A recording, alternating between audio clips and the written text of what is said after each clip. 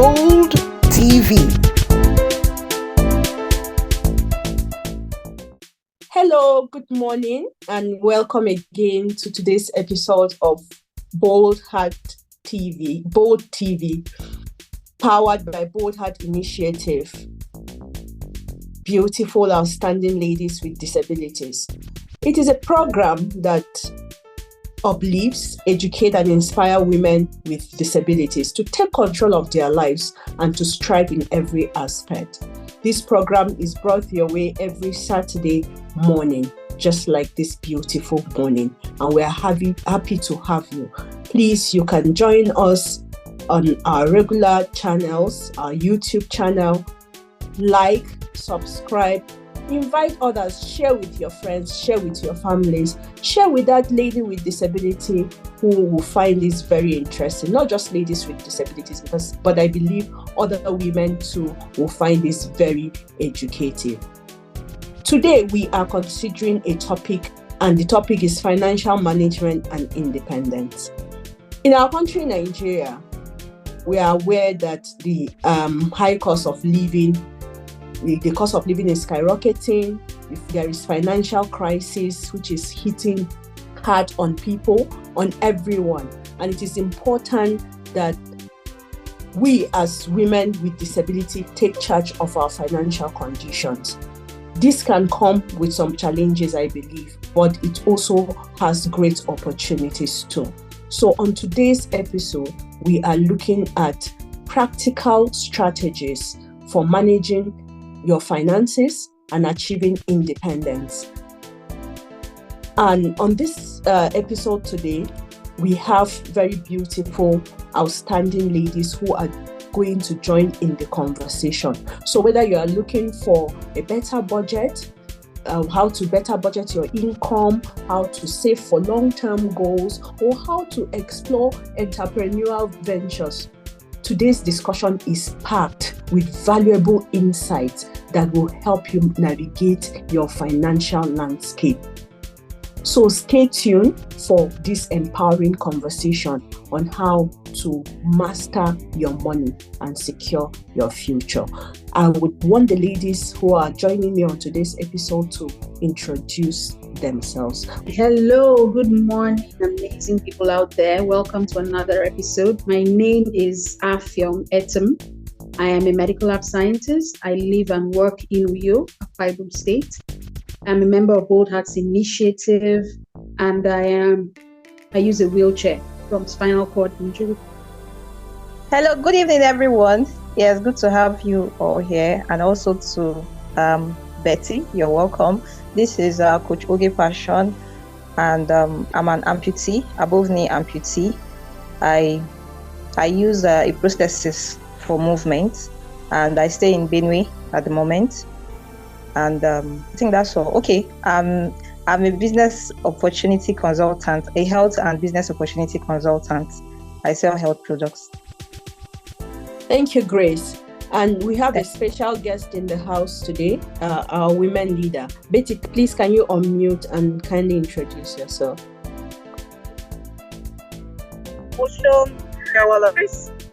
I'm also known as Betty. I'm a women leader, FCT. JONAPID is a joint national association of persons with disability, the only umbrella body that governs all the clusters of disability in Nigeria, where I humbly serve in FCT as the women leader. Thank you. I am a physically challenged person. I follow survivor of the left leg. Thank you. I'm also a civil servant and a strategic disability advocate. Thank you. Oh, thank you, ladies. Good to have you today. My name is Florence Marcus. I'm your host for today. I'm a lawyer. I live and work in Abuja. I'm also a person with disability and amputee. So without wasting much time, we'll go into our conversation for today. I believe that we all know and we all believe that women with disabilities are faced with, we have mentioned, just like I've mentioned before, that there is high cost of living, which is affecting everyone. But I believe that women with disabilities have some peculiar financial challenges that they face. What are the common challenges that women with disabilities face? Financial challenges. Well, nobody can deny that disability is a cost-intensive condition, because what would normally cost, what someone else would normally spend less on, persons with disabilities tend to spend more on. Let's say, for example, transportation. You know that if you're a person with disability, especially a mobility impairment, it can be very difficult accessing transportation that is accessible. And then for you to be able to travel comfortably, you will probably need to pay more to be able to access comfortable transportation. And either maybe getting a car of your own, or probably having to hire one to be able to get around. So that's one area. And then another thing is that for some of us, the cost of living too can be expensive. I know when I was trying to get accommodation, I know what a hassle it was, being able to find a place that suited my particular needs. So accommodation, for example, getting a place that suited my particular needs was a bit of a hassle, because sometimes you find a place that you can't navigate, and you're trying to gain independence, but some of the, you find a place that does not allow you to be able to be as independent as you want to be. So transportation, accommodation, and then even the assistive devices we use. Florence, you can attest to it. It doesn't come cheap. It does not come cheap. If you're going to get something that is good enough to help you, so that it doesn't add to your pain, it helps you, live a more productive life, it can be very expensive. The ones you find in country are nothing to write home about. More often than not, you have to import these things in, and they don't come cheap. One thing that makes it this way is because many women with disabilities, unfortunately, are not gainfully employed, be it in business or government employment. They are not employed. Many persons with disabilities are not employed, and so it makes it difficult to meet the financial demands of day-to-day living. Thank you. Well, thank you, Afion, for that robust contribution. In fact, disability is expensive. We have to call a spade a spade. Where any other person can just enter along with 4 people at the back, 2 in front, as a person with disability, it may be difficult. It will be difficult, not even maybe difficult, especially people with mobility challenges. So you have to take either an Uber or charter a car.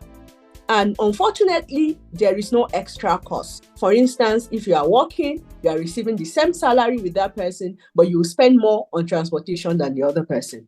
And the baba of it all is the assistive devices, especially some of us that are on prosthetics, you're on a powered wheelchair, even the screen readers, all of these are very expensive. Let me cite an example. I had to change the liner. The liner I saw that I use in wearing my prosthetics last week, and the cost was something else. In fact, I was given a cost of 535,000 naira. You can imagine.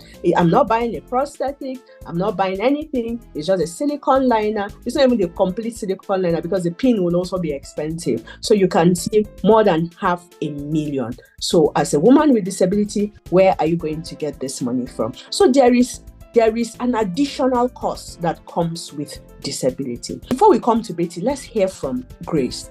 Grace, do you consider other, expenses that women with disability incur as a result of disability? Okay, thank you for the opportunity to speak.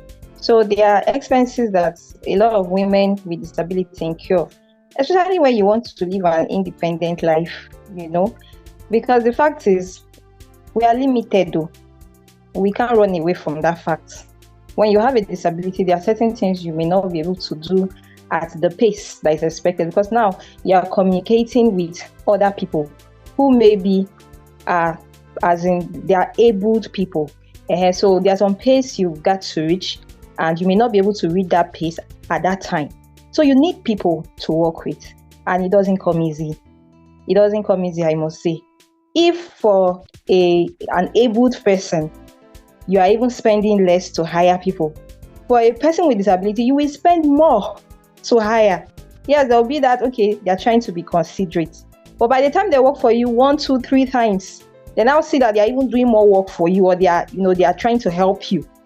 Some other costs will come in and you need to pay. You understand? So it's not easy working as a person with disability to live an independent life, to build, we're talking of finances, right? So to build financial businesses, things that will bring finances in, you need people and you need to pay. You need to pay, especially for things that you can't even do for yourself, or it takes a longer time. You have to employ hands. So it's not easy. And sometimes too, the understanding is not there. Sometimes people will misunderstand you. You need to start schooling them. You need to start making them to understand certain things so that they can, deal with people with disabilities. So it's expensive, both in terms of finances and in terms of educating people how to deal with people with disability or do businesses with people with disability. That's the point I want to take mine from.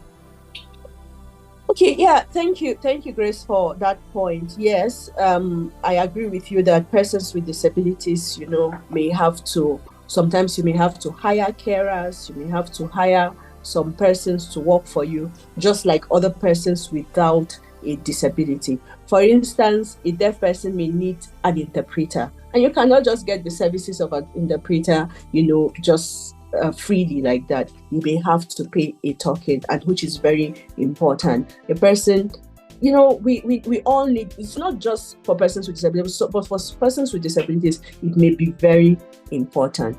Can you just mention, just briefly, some common challenges that women with disabilities face that affect their finances? Thank you for the opportunity to speak to this issue. Finance is an integral part of living, and oftentimes women with disabilities face more financial challenges compared to our contemporaries without disability. Now, the most prevalent challenge in the life of any woman or person with disability when it comes to finances is a lack of capitals, ability to accessing funds as a result of our disabilities. This could be attributed to lack of unemployment, lack of business opportunities. Hello, can you hear me? Yeah, we can hear you. Go ahead. Okay. This is as a result of our disability. Women with disabilities who are graduates, oftentimes, of course, when we go seeking for employment, we are denied based on our disabilities. We're not even given opportunity to express and showcase what we've got. They just capitalize on our disability to deprive us of job opportunities. That is one. Now, we also depend on caregivers. Disability is synonymous with poverty. Mostly when it comes to women, it's a triple tragedy. We depend solely on caregivers who you live at their mercy. And it's, of course, when you're depending on someone, they only give you out of the crumbs, that falls out of their table. So it's a huge, huge challenge and setback. Now, some of us also have learned a trade or two, but the take-off capital is a challenge. So you wouldn't be blaming a woman with disability who has not been able to measure up, or you can't say she's lazy or she's not hardworking. For persons without disability, it's difficult. Then not to talk of women with disabilities, a triple tragedy.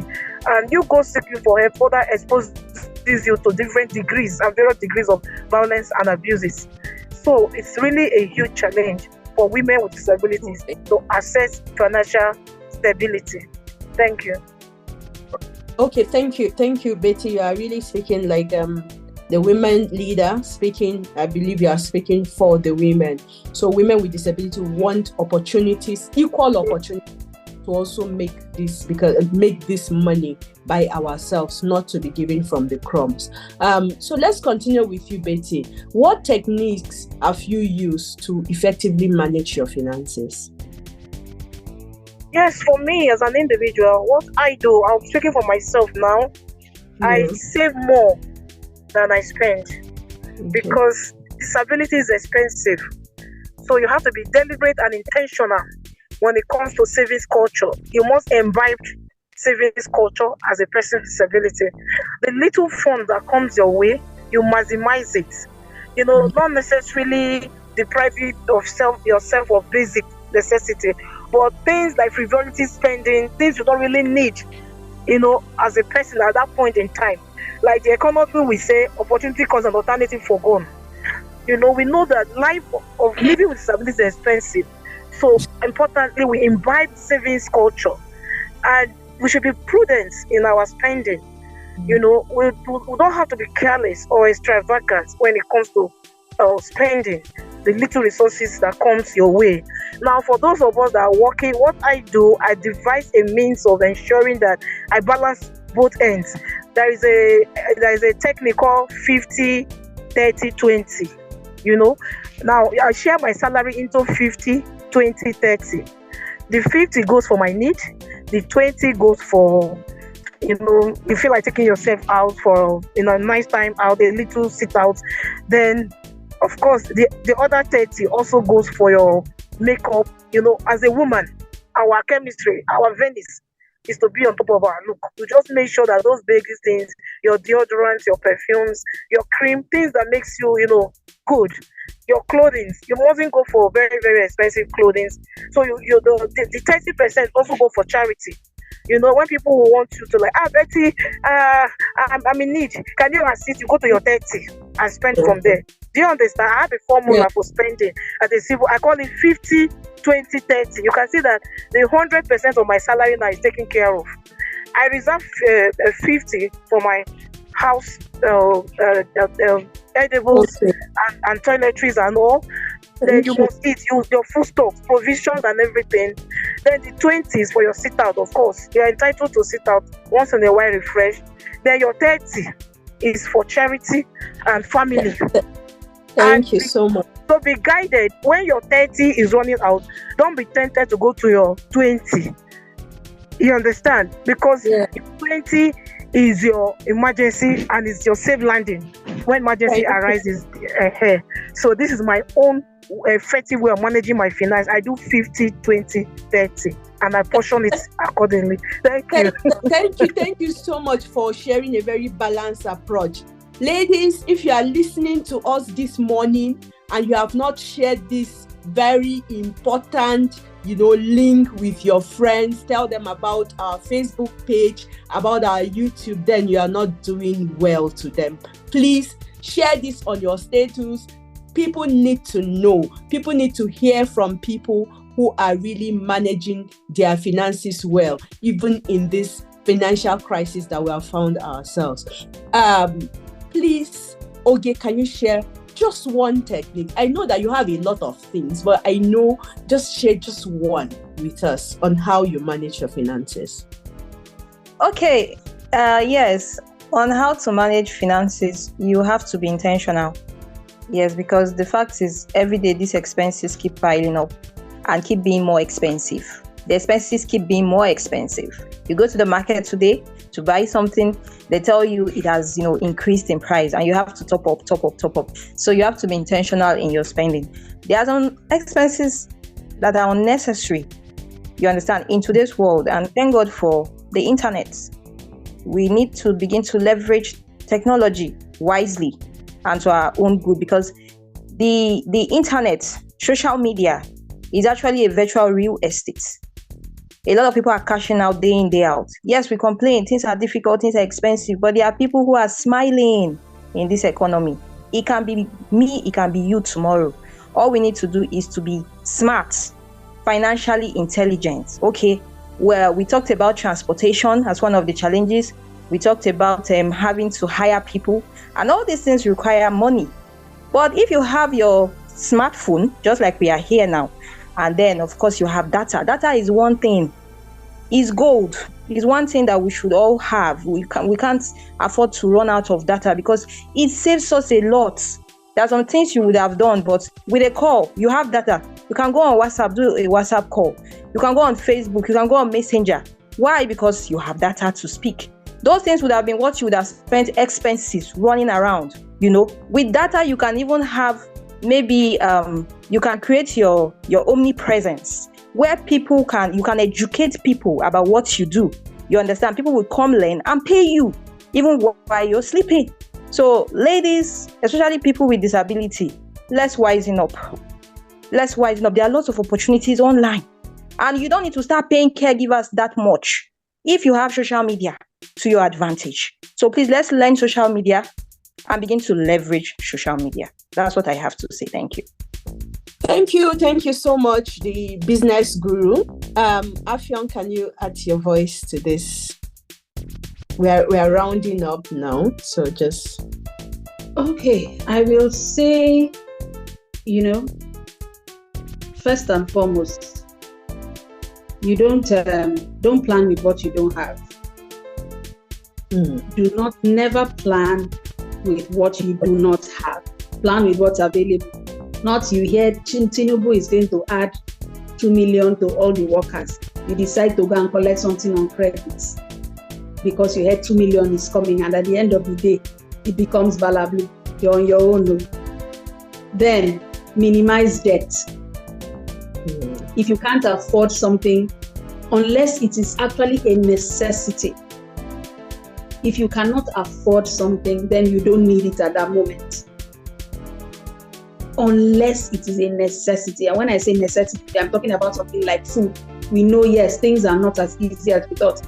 If for any reason, maybe you don't have enough to get what you need, and you can afford to have some credit somewhere that you can use, fine, but keep it to a minimum. And that's where budgeting comes in, because it minimizes the need for you to borrow.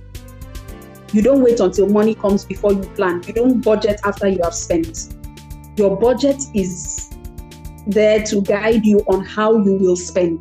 So you make sure before your salary comes, if you're a salary earner, if you're a business owner, documentation, we know now business owners, they can tell you bookkeeping. Documenting every money that goes through your business is key.